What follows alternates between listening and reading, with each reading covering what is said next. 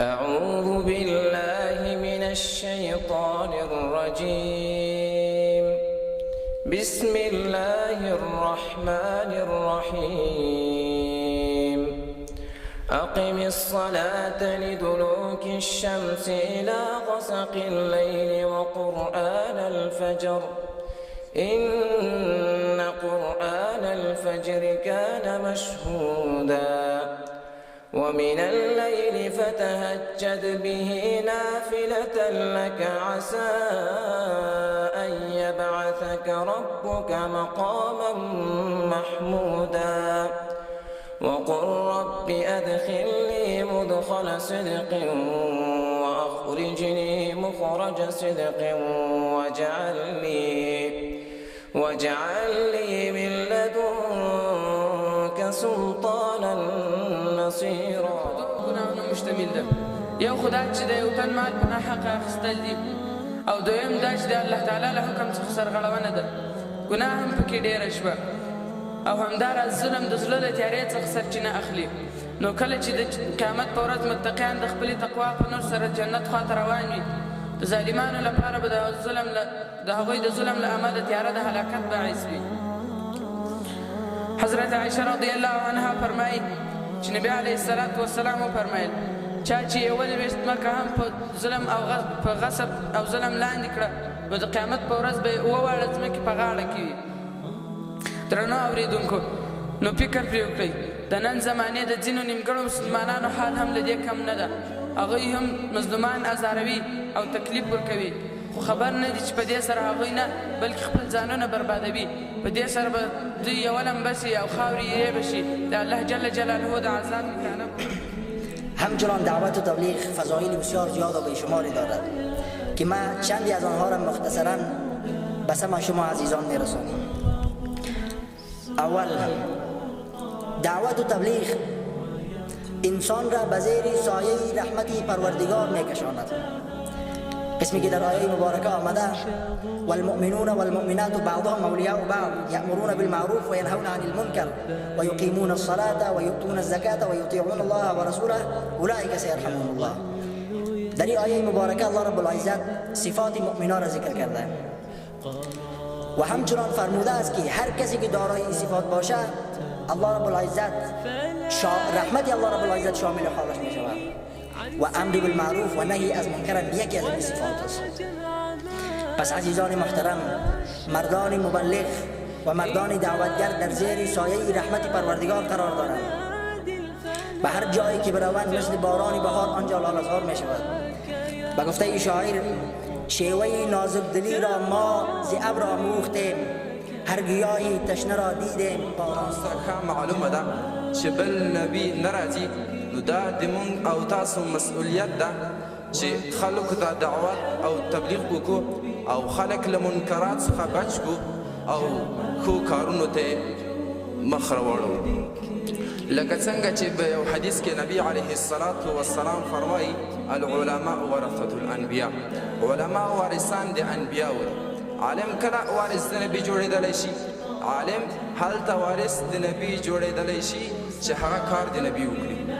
عالم دا معنی نه چې زه عالم شوم بس زه وارث د نبی جوړ شوم، نه، عالم هلته وارث د نبی جوړېدلی شي چې دعوت وکړي، تبلیغ وکړي، امر بالمعروف او نهی عن المنکر وکړي، دا به هلته وارث د نبی جوړېدلی شي.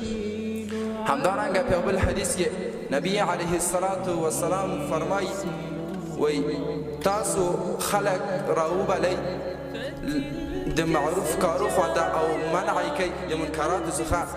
اول منع کوي په لاس سره، که تاسو د دې طاقت درلود چې په لاس سره منع کوي، په لاس سره منع کوي، او که تاسو دې طاقت بیا نه درلود نو بیا یې په خولې سره منع کړي، یعنې په خولې ورته ووایي چې ته دا کار مه کوه. او که دې طاقت دې بیا هم نه درلود نو بیا هغه سره په زړه کې کینه او بغض او حسد وکړه. لکه څنګه چې یو واقعه کې راځي چې عبدالله بن مبارک چې کله وفات شو، 40 کاله وروسته خپل شاګرد ته په خوب کې ورځي. چې کله په خوب کې ورځي نو دا شاګرد عبدالله بن مبارک ته وایي چې اوس ساده ته له ما څخه خفه وې چې ته ما ته په خوب کې نه راتلې. هغه ورته وایي چې نه یا شاګرده، زه دا 40 کاله د د الله عز وجل په عذاب کې ګرفتار و. نو هغه ورته وایي زه خو امیر المؤمنین فی الحدیث وي، نو بیا څنګه؟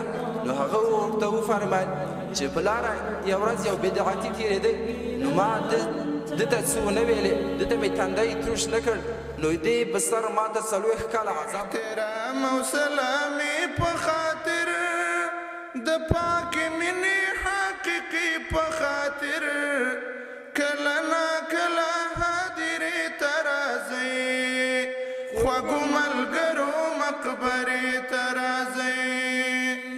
د احترام او سلامي په خاطر د پاک مینې حقیقي په خاطر کله نا کله حاضرې ته راځئ، خوږو ملګرو مقبرې ته راځئ، خوږو ملګرو مقبرې ته راځئ. مونږه یاري لله فی الله کړې وه، خپلو کې سما مو وفا کړې وه، مقصد د ټولو د الله رضا وه، صفا منیت او اراده کړې وه چې دغه مینه الهي مینه شي، ورځ په محشر کې حقیقي مینه شي. سرته مې څنګ وهئ دمې ته راځئ، خوږو ملګرو مقبرې ته راځئ. د احترام او سلامي په خاطر د پاک مینې حقیقي په خاطر کله نا کله حاضرې ته راځئ، خوږو ملګرو مقبرې ته راځئ. چې لګي تنده د دیدن ماته شي، ورشئ زما هغې مجبورې مور ته، ښه تسلي ورکړئ د سوي زړګي، زما لیدو پسې رنځورې مور ته. لګي پوره کامرئ سارولی، همرې په پرې شونډو مسکا راولی، زمونږه د کور و دروازې ته راځئ، خوږو ملګرو مقبرې ته راځئ.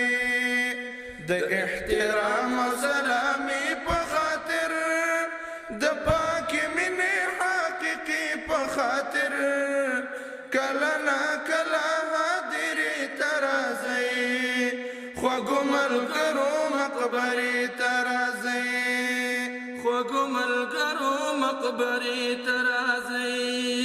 چې مونږه هیر نه کړئ خطا ونه کړئ، زمونږ له پاکو پاکو وینو سره بلا سلامه پر مونږ تیر چې نشئ، چې مونږه هیر نه کړئ خطا ونه کړئ، زمونږ له پاکو پاکو وینو سره ګورئ ملګرو چې جفا ونه کړئ.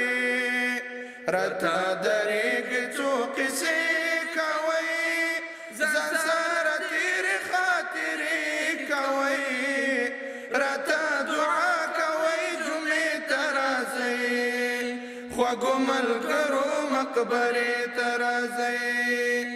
د احترام او سلامي په خاطر د پاکې مینې حقیقي په خاطر کله نا کله حاضرې ته راځئ، خوږو ملګرو مقبرې ته راځئ. هغه کسان ویلی شي چې د هغو د حضرت پیغمبر علیه الصلاة والسلام مینه په زړه کې وي، د پیغمبر علیه الصلاة والسلام عشق او محبت یې په زړه کې وي.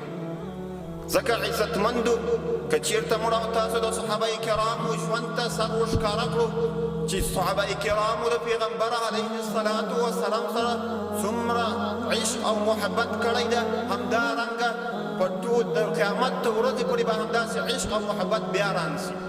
ځکه عزتمندو صحابه کرام هغه خلک ول چې ځان مال پلار مور همدارنګه اولاد او بچیان یې ټول تر پیغمبر علیه الصلاة والسلام قربان کړي ول. پیغمبر علیه الصلاة والسلام فرمایي لا یؤمن احدکم حتى اكون احب الیه من والده وولده والناس اجمعین. تر څو پورې کامل مؤمن څوک نسي جوړېدی تر څو پورې زه له هغه څخه تر خپل عیال همدارنګه تر ټول اقربا ورته محبوب نه.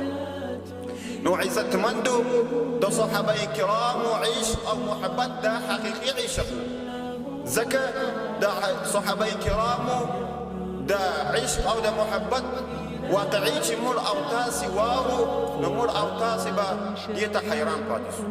ځکه عزتمندو صحابه کرام هغه خلک دي چې د یو ادنا صحابي مرتبې ته د ټولې دنیا علماء کرام شیوخ کرام همدارنګه خلفاء کرام او همدارنګه بزرگان امامان چې دا ټول سره راجمع شي د یو ادنا صحابي هغه د پښو ګرد ته نسي رسېدلی. که حق خبره غداري وي ښه ښکاره غداري وي، که حق خبره غداري وي ښه ښکاره غدار یم، پرون غدار وم نن غدار یم سبا بیا غدار یم. که حق خبره غداري وي ښه ښکاره غدار یم، پرون غدار وم نن غدار یم سبا بیا غدار یم.